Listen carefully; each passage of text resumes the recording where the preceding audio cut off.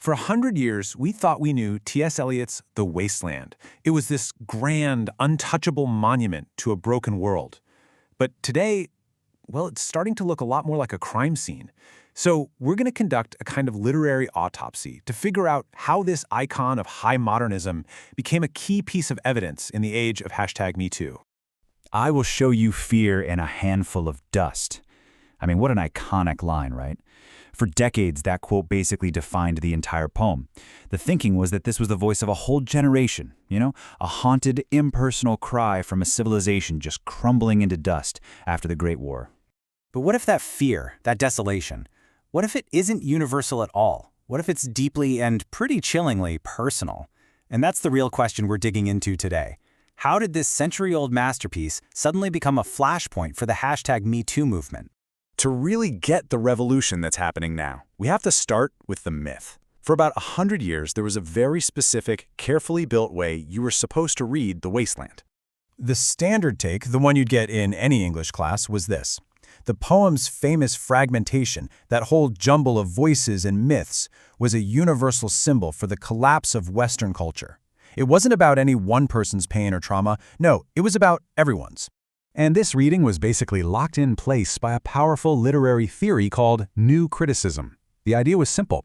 The poem is a puzzle. You solve it using only the words on the page. The poet's personal life, his anxieties, how he treated women, all of that was considered totally irrelevant. The art was here, and the artist was way over there, in a completely separate box. But then, of course, the #MeToo movement happened. And as one scholar, Megan Quigley, put it, it was like a sense of blinders being taken off. A whole new generation of readers started looking at this old poem and saw something that, it turns out, had been hiding in plain sight all along. And this really lays out the two sides perfectly. The old school taught that the poem was a universal puzzle and that art is separate from the artist. The new reading argues the absolute opposite. Art is always political, and this poem is a raw document of sexual violence and patriarchal fear. Suddenly, those scenes of assault aren't just metaphors for decay anymore, they are scenes of assault. Period. So, let's dive into the first major revelation from this new perspective. What if the poem's famous difficulty, all that chaos, isn't actually a sign of artistic genius, but a symptom of a psychological crisis? A scholar named Andrei Zavrel puts forward this fascinating theory, that the poem is an expression of what he calls male hysteria. Now, historically, hysteria was a diagnosis used to dismiss women, right? But Zavrel flips the script. He argues that Eliot's poem is filled with a deep, panicked anxiety about the rise of the new woman, about female desire, and about a world where the old patriarchal rules were starting to crumble. And the evidence is right there in the poem's style. Those manic shifts in voice, the broken grammar, that intense disgust for the physical body. Zavrel argues these aren't just cool aesthetic choices. They're symptoms of a very personal breakdown that was disguised as a grand diagnosis of a cultural one.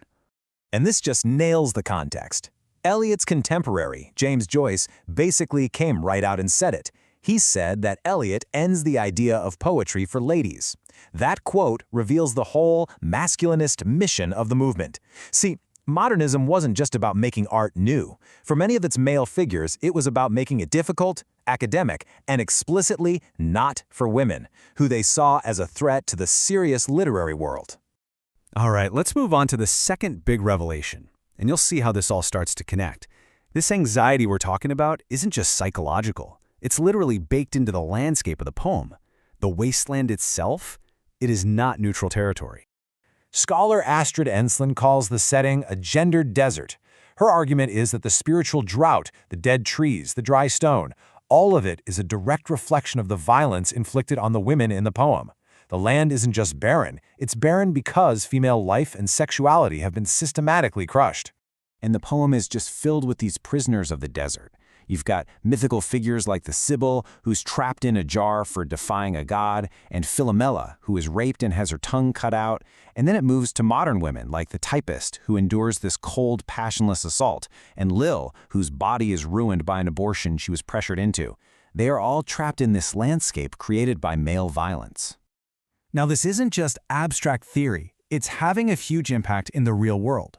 Specifically, it's forcing a complete revolution in how the wasteland is taught in universities today. Today's students, who've grown up in the world of #MeToo, are experiencing that blinder effect we mentioned.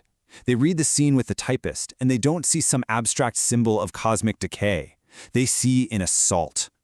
They hear about Lil's abortion, and they don't see a metaphor. They see a story of reproductive coercion. They are simply refusing to look away. And this has created a whole new vocabulary for even talking about the poem. Words like no become central to analyzing consent. Silence isn't just a quiet moment anymore, it's a reflection of how victims are silenced. Discomfort becomes an ethical question for the teacher. And boundaries forces us to question the myth of the solitary male genius, especially when we know real women, like Eliot's wife Vivian, contributed to the poem but were written out of its story. And there's another crucial layer to this classroom revolution, and it's driven by a huge demographic shift. 12% of millennials identify outside the gender binary. That's 4 times the rate of the boomer generation. And this isn't just a statistic. It's fundamentally changing how literature itself is read. For this new generation, a figure like Tiresias, the prophet who is both man and woman and unites the whole poem, he isn't just a clever literary trick anymore. He's now being read as a site of trans experience, allowing non-binary readers to see themselves in a classic text that once seemed to completely exclude them. So, what does all this really mean? Are we supposed to just stop reading The Wasteland? Not at all. In fact, it might just mean that the poem is more relevant now than it has ever been. The most important takeaway is this. Rereading a classic through a lens like #MeToo isn't about cancellation. It's about honesty. It's about admitting that great art can be brilliant and deeply problematic at the same time. It's a complex mirror that reflects the ugly anxieties of its own era, and by doing that, it actually helps us see our own blind spots a lot more clearly. And that leaves us with one final, vital question. If a poem as famous as The Wasteland could hide so much for so long, what other masterpieces of our culture are we still reading with the blinders on? What else are we missing?